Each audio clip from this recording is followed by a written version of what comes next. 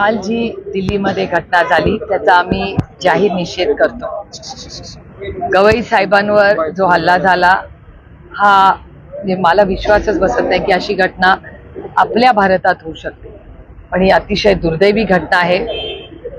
पण ती फक्त घटनेवर थांबत नाही, त्या प्रवृत्तीबद्दलही आपण सगळ्यांनी एक समाज म्हणून त्याची चर्चा केली पाहिजे आणि ही प्रवृत्ती कुठेतरी थांबली पाहिजे.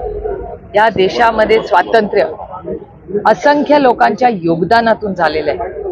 महात्मा गांधींनी या देशाला दिशा दिली, त्याचं नेतृत्व केलं आणि त्यानंतर हा देश भारतरत्न डॉक्टर बाबासाहेब आंबेडकरांनी दिलेल्या संविधानाच्या चौकटीतच चालणार, हा कुणाच्या मनमर्जीने चालणार नाही.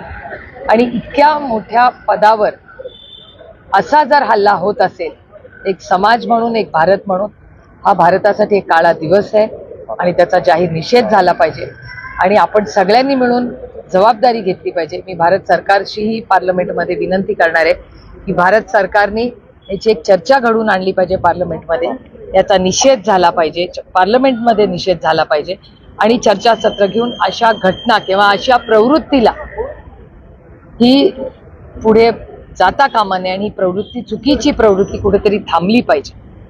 काही मराठवाड्यात मोठ्या प्रमाणात अतिवृष्टी झाली. गृहमंत्री अमित शहा यांचा शिर्डीमध्ये दौरा झाला, परंतु कोणतीही मदतीची घोषणा झाली नाही. उद्या देखील पंतप्रधान मोदी मुंबईमध्ये येत आहे, काय अपेक्षित आहे? आमची सातत्याने मागणी आहे की सरसकट कर्जमाफी. मी पहिल्या दिवसापासून अतिवृष्टी झाल्यापासून विनंती करते महाराष्ट्र सरकारला की या दोन भागात काम करावं लागणार आहे. एक तर तातडीने वसुली बंद करणे, सरसकट कर्जमाफी करणे, हा एक भाग झाला. आणि दुसरा भाग की सरसकट परत शून्यातून आयुष्य सगळ्यांची उभी करावी.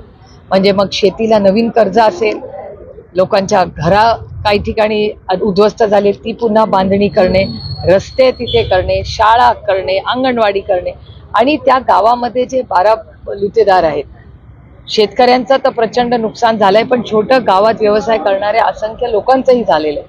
त्यांनाही आधार देण्याची गरज आहे.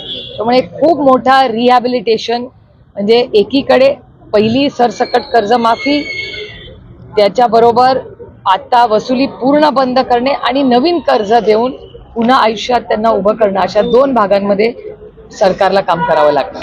मंत्रिमंडळाची बैठक आज आहे, शेतकऱ्यांना मदत जाहीर होईल का, काय वाटतं तुम्हाला? आज चॅनल्सवर आलेलं आहे की 15 ते 18 हजार कोटी रुपयाचं पॅकेज काहीतरी सरकार करणार आहे. जर झालं तर त्याचं अर्थातच आम्ही स्वागत करू, पण त्याची अंमलबजावणी त्या शेवटच्या माणसापर्यंत पोहोचावं. त्यामुळे कॅबिनेट विस्तवर वाट बघूया.